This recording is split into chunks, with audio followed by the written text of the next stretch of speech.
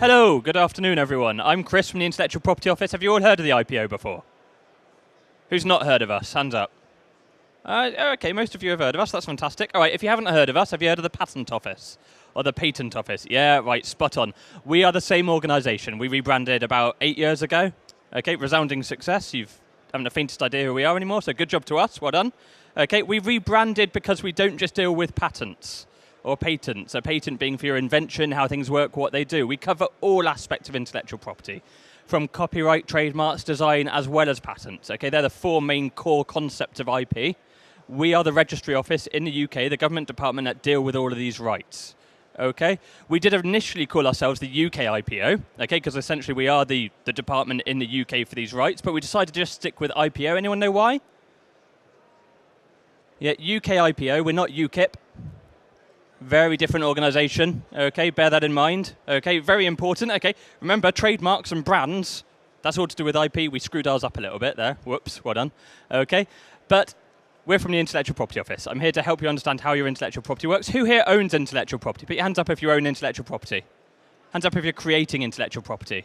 If you're using other people's intellectual property. Yeah? Okay, so we've got a combination of different aspects around here. Some businesses, some sole traders. All aspects, essentially, are all running businesses in some way, shape, or form. Has your company got a name? Yeah? Has your company using a logo? Has your company got a website? Yeah, has the website got images on it? Has it got text on it? Has it been laid out in a specific way to attract an audience or to make it easier for the customers to read? Yeah, I'm sure there's coding on that website as well to allow the buttons to all work, etc., etc. Yeah? As to what you're actually creating, be it films, music, whatever it is that you're creating, all of these aspects are covered by intellectual property. Be it the trademarks in your name or your brand, your logo, okay, things that identify your business from your competitors. To the copyright on those websites, in that music, in that films, in photography, etc., etc., etc. The list goes on. All of these aspects are covered by intellectual property. Copyright, for example, is an automatic right. We all own copyright. We all use copyright. Whether or not we have the right to do so is another matter altogether, and whether or not we know who owns what, again, could be another matter altogether, and we'll have a look into that today. So we are the government department that registers these rights and deals with intellectual property in the UK. And we're here to help you understand how it all works. We're on Facebook, LinkedIn, Twitter, YouTube. And yeah, so Twitter is @_IPO. Follow us if you like. Okay. Good idea to follow us because we'll update you as to what's happening in intellectual property rights at the moment. So changes to the law, we can explain how it works and how it impacts you, what it means. We can make you aware of consultations. So where we're looking at changing how the law functions to make it more suitable in the modern environment. We can ask you and say, this is what we're looking at changing, what are your thoughts? And if it's an area that's an impact to your business, you can have your say and air your thoughts and give us some extra kind of background as to what we should be looking at specifically. But it's also very useful because we do blogs on it. Okay, so we do weekly blogs for Dragon's Den. We do a number of different blogs around different topics around intellectual property. Some of them are slightly more kind of light-hearted and gentle, just to kind of help you understand how intellectual property integrates into a business. Recently, for example, just last week, my latest blog was put up on there. It was you say tomato, I say tomato. Okay, doesn't necessarily work so well in text, I realized after I released it, because it's just you say tomato, I say tomato, if you read it like that. Okay, but it's all to do with international brands and how a brand can be different in different countries. A trademark could be different in different countries, okay? And being aware of how these aspects impact you as a business and what you should be thinking of at the start when you're setting up. So it can be very useful, generally sometimes kind of a little bit humorous, but helping you to understand how it all works. So if you're on Twitter, follow us @the_IPO. We've got about 46,000 followers. So as far as we're concerned, we're pretty cool for a government department. Yeah? Not bad, all right, smashing. We're here to help you understand how your IP works. Unfortunately, 96% of businesses do not know the value of intellectual property. Yet if you ask the business what would happen if you lost the control over your name, what would happen if someone copied your product, oh, that would be disastrous. Well, that's the value of intellectual property. That's what intellectual property is there to do. It's to prevent people copying your name or your products. Okay, and obviously how it works can be important. 74% of businesses did not correctly identify the owner of copyright when using a subcontractor. So look at those websites that we mentioned, software that you're creating, okay, films, videos, music, database. Copyright's a huge and vast area of intellectual property. If you're creating it, do you know if you own it? If you're using a subcontractor, hiring a third party to come in and create your website for you, for your business, do you own that website? Do they own that website? Do you have a contract? Does it mention intellectual property? If you signed up to Facebook or Twitter or anything like that, have you looked at the terms and conditions that you signed when you signed up? Does it mention something about copyright in there? I can guarantee it does. Okay, you'll have to have a read. Okay, but understanding who owns what is very important. Copyright, like we said, it's an automatic right. It exists. You have it when it's created. But knowing who owns what in terms of if you've subcontracted it out is very important to understand. Hopefully, after today, after this little talk today, you'll think, right, this stuff's important, this is fantastic. I'm going to have a little chat to Chris. That's great, you can. You can come and have a chat to me afterwards. You can chat to us on stand R48, so just over that way as well, we're here. Obviously, you can find out loads more information on our website, and I'll give you links to that in a little bit. But a quick whiz through intellectual property. What is it?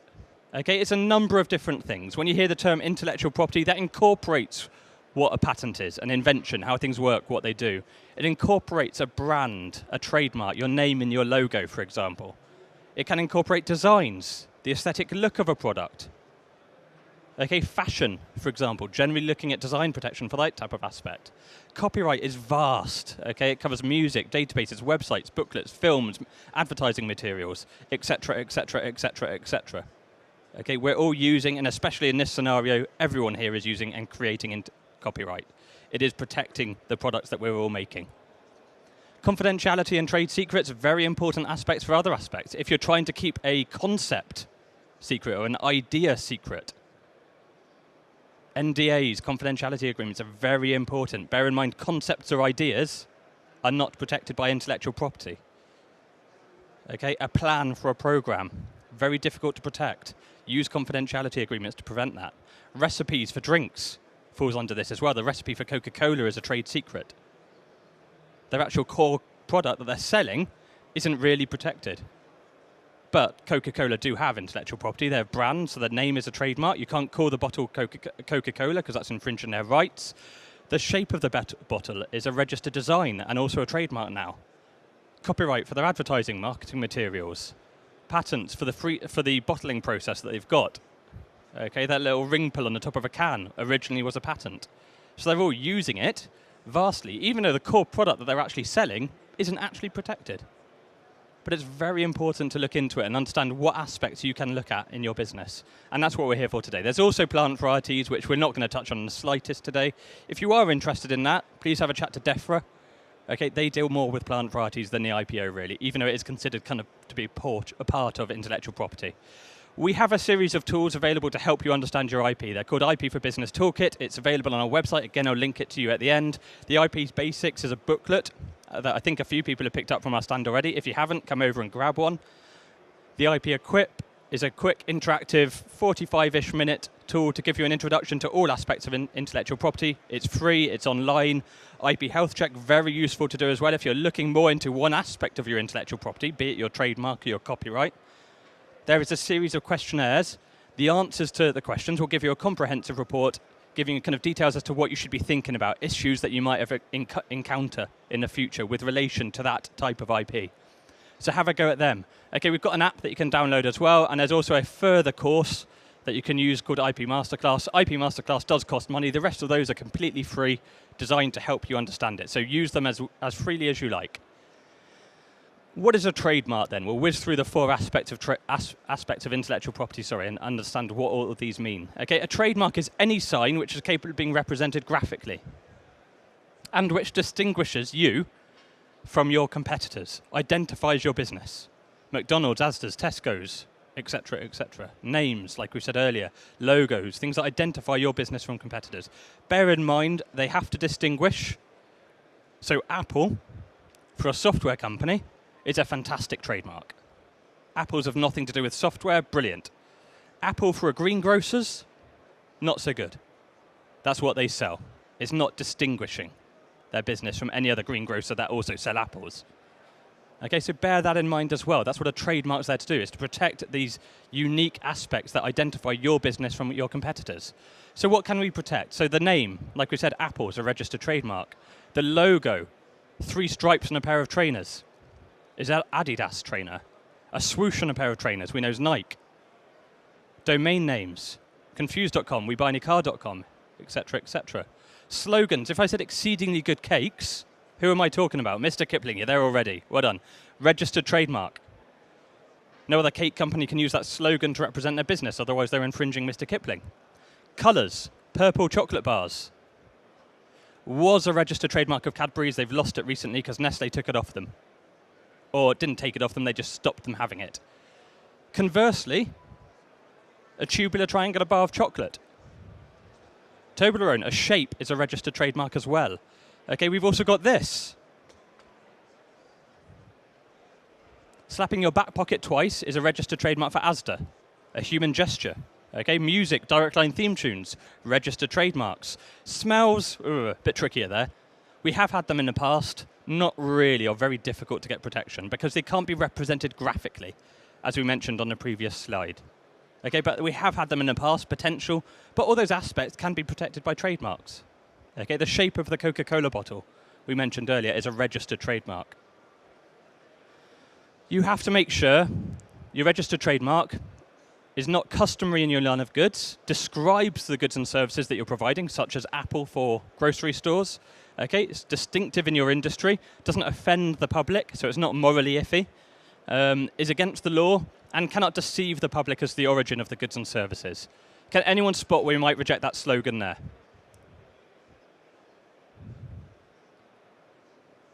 Yeah? Our prices are relatively low, yeah? Okay, a bit offensive, so we might have an issue with that. Okay, but slogans can be. I'm loving it, fantastic slogan. It will cost £170 plus £50 per industry that you're trading on top of the first, to get a registered trademark. What we mean by industry or classes, there's 45 in total. If I say polo, what am I talking about? A mint? Who thought a mint? Who thought a car? Who thought a t-shirt? Who thought a game involving horses? Who thought an aftershave? Okay, are any of these businesses the same business? No, they're completely unrelated, although they're their identical name. Absolutely fine. They're in different classes of goods. So you'd register it £170 plus 50 per registered per area that you're trading in, on top of the first, for 10 years protection, and you renew that every 10 years for as long as you are trading. That will give you registered trademark protection in the UK. Hopefully, when you register, you'll get it within 5 months, maybe within 3 months of filing your application. Then you can use that little R in a circle for your registered trademark. Okay? Do think about your trademark. What does it mean? What does it translate to? Is it going to be useful in different industry? Is it going to represent you well online? So IT Scrap or Pen Island, for example. Not necessarily thought about that in a online industry. Okay, is that representing your business well? What about OGC? This is the sister organisation, another government department, Office of Government Commerce. This is their new logo. They paid £14,000 for it. Brilliant, fantastic. Anything wrong with that? Turn it 90 degrees. You've seen this before, haven't you? Yeah, this is the OGC's logo. This is representing their business and identifying them from any of their competitors. Is that appropriate government department? No is your answer, just to preempt you there. Okay. Do think about your trademark, your logo, your name in different industries, in different brands, in different countries, how it's going to represent you, and make sure it's easily protectable and represents you well. The UK protection, like we said, is the 170 odd quid in the UK. You can file separately abroad. If you are trading internationally, you want to look at every industry that you're trading in. Those are the regions that you will have trademark rights. Okay. Also, potentially look at any industry you're looking to trade in the future. Okay, you can file in each country separately. You can get a European trademark through OHIM for €900 currently. They're called OHIM at the moment. Anyone know what OHIM stands for? You'll kick yourselves. It's Office for Harmonisation of the Internal Market. Yet they've realised it's a terrible name. Okay, they're changing their name to EU IPO, which is a lot clearer now that we think about it, yeah? Okay, that's happening in about 3 or 4 weeks' time. Okay, so also is the fee structure, but it's about 900 euros for a European trademark, covers 28 countries across the UK, across Europe, okay, including the UK. There's also international processes to get international rights, such as the Madrid Protocol through WIPO. Okay? Do think of other things. A lot of people come to us and say, I've registered at Companies House, my name's protected. Sorry. I've registered at Companies House, my name is protected. Companies House is not the same as trademark rights. Companies House database, they will protect your name on their database, meaning no other company can register the same name on their database. It is not what protects the use of your name in trade. A trademark is what protects the use of your name in trade. If someone copies your name and starts trading under it, they're a sole trader, you're a limited company. Companies House is not what's going to stop them. It's trademarks is what's going to stop them. Okay, so look into trademarks. It is a different right. Domain names as well, look into those aspects. That being said, obviously, Companies House registration, domain name registration, social media use of a name, all important aspects to look at getting registered and look to owning. But a trademark is the overall right that's going to protect your brand. Okay? Copyright, the wonderful world of copyright. It is an international automatic right. The second you create copyright, it is protected. Pretty much everywhere in the world. There's a bunch of conventions, Berne Convention, Universal Copyright Convention, the TRIPS Agreement, etc., etc. You're more than welcome to read them, but you can just take my word for it. It's international, it's automatic. The second you create copyright, it is protected. You do, of course, have to prove you created it and when it was created, but it is automatic. It exists, full stop. Who owns it? If I've hired a website designer to create my website for me, who owns my website? Is it me? I paid them 500 quid, I own the website, that's obvious, isn't it? Or is it the website designer? They made it, they own it. What about a photographer? Cameraman? Scriptwriter? Who owns what? All these aspects are covered by copyright protection, and the law says that the creator owns. Whoever makes it owns it. The website designer that you've hired to create your website for you, if there's no mention of copyright in a contract, they own it. That's what the law says. So either mention it in a contract, saying on completion of contract, copyright is signed over to XYZ. Fantastic, that new person owns it. Okay, do be aware that obviously employment, if you are employed to do so, then your employer will own the IP. A subcontractor is not an employee. I am an employee of the IPO, i.e. the government. Therefore, what I create in terms of copyright is owned by the Intellectual Property Office. In terms of IP education, these slides, for example, are owned by the IPO, not by me, even though I created them. However, subcontractors are not the same. Subcontractors is the opposite. I would own them if I was a subcontractor. You can have moral rights as to the work you've created. So if I've created a piece of work, I do automatically own the rights to be named as the author, object to derogatory treatment. Adele objected to this. Donald Trump used her music in his promotions. She objected to that under not derogatory. Basically, she didn't want it used in relation to his campaign. She won because it's her moral right to object to that type of use. Okay, it's non-commercial use is generally what you're looking at there. Okay? Anyone see this photo a couple of weeks ago? This man and his son went in, walking through the through wherever it was, took a photo of a horse with this lovely smile on him. Okay, sent in the application to I think it was Thomas Cook off the top of my head to win a family holiday worth £2,000 or £4,000, something like that. They won it based on this photo. The owner of the horse complained. So that's my horse. That's my copyright. Is she right? No. Who owns the copyright in this photo? Okay, they said the son took it. I'm not entirely sure if that's true, but, you know, it's the father and son, okay, because they're the ones who created it. Creator owns.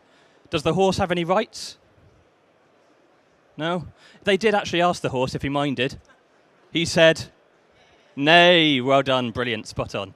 Okay, but copyright is owned by the creator. Whoever takes the photo owns the photo. That's the law. Okay, image rights, very limited, especially for animals, but very limited in the UK as a whole.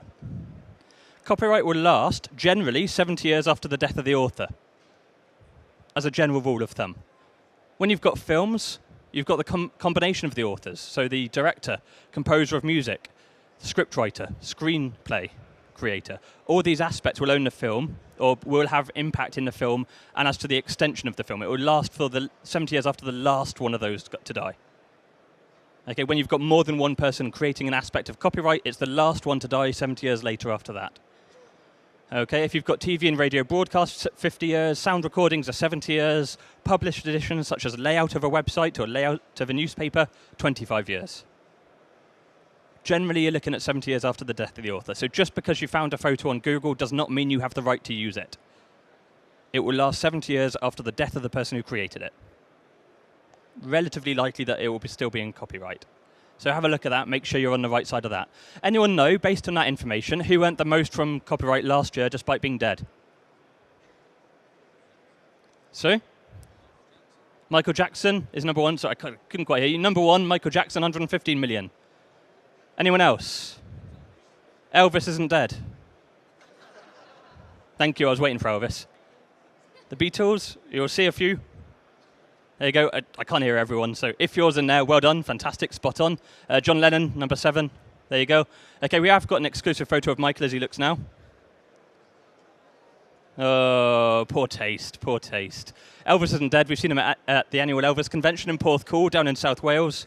We thought that was a striking likeness. Okay, you're not meant to forget this. Okay, so this is drilling in the concept of 70 years after the death into your brains there. Right, registered design, the aesthetic look of a product, the shape or configuration, the pattern or ornamentation of a product. Protected by design protection, so the Burberry pattern, the Jean-Paul Gaultier bottle, protected by design. Okay, aesthetic look of a product. It will protect the 3D shape or ornamentation, or the 2D pattern, sorry, the shape or configuration, or the 2D pattern or ornamentation. It does not protect how something works or what it is. It is just aesthetics. Okay? If a product must be a shape in order to do its job, it will not be protected as well. A registered design, will cost you £60 for an application. That will protect you for your first 5 years. You renew the application every 5 years to the maximum term of 25 years protection. Okay, so bear in mind, remember, trademarks are every 10 years, but you can renew it. Copyright is generally 70 years after the death of the author. Design is up to 25 years. Again, if you want to register this overseas, you can go through pretty similar routes to the trademarks, each country independently. European protection through OHIM. What does OHIM stand for? Testing if you were listening earlier. Yeah, Office of Harmonization for the Internal Market. Well done, spot on. Okay, or the WIPO for the Hague Agreement as well. Patents, inventions, how things work, what they do, how the camera works.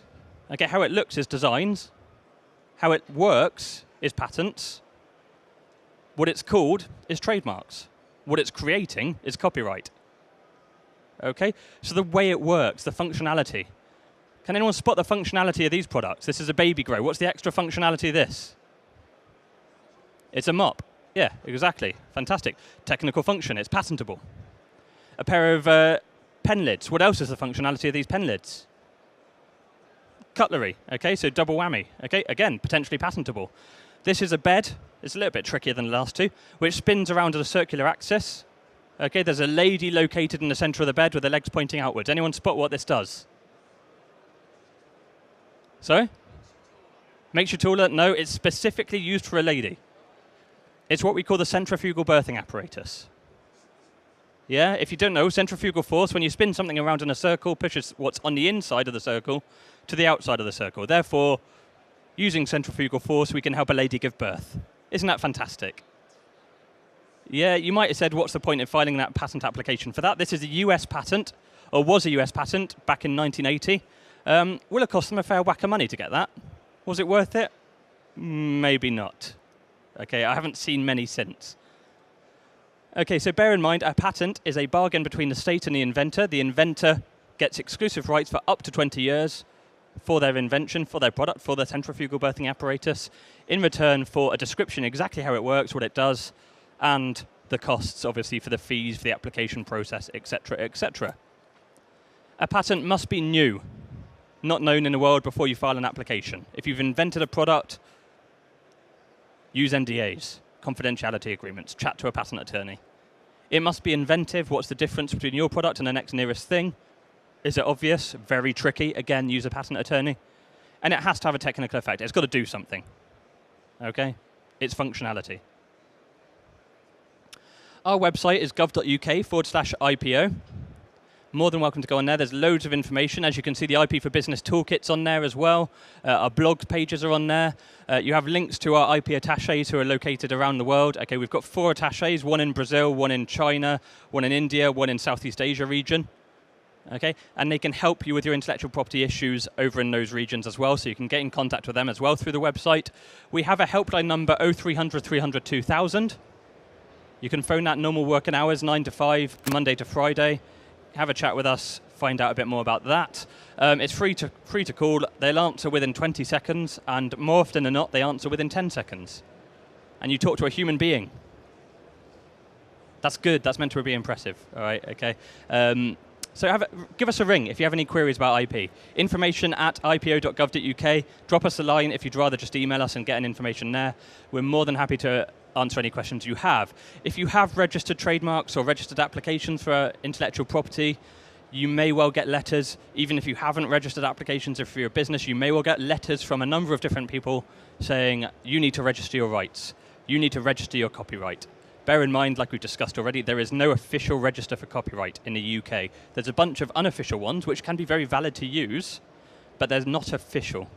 You may well get misleading letters stating that you need to pay £700 to register your trademark in Europe. Bear in mind, this might be a dodgy company trying to get money off you and probably not giving you anything in return.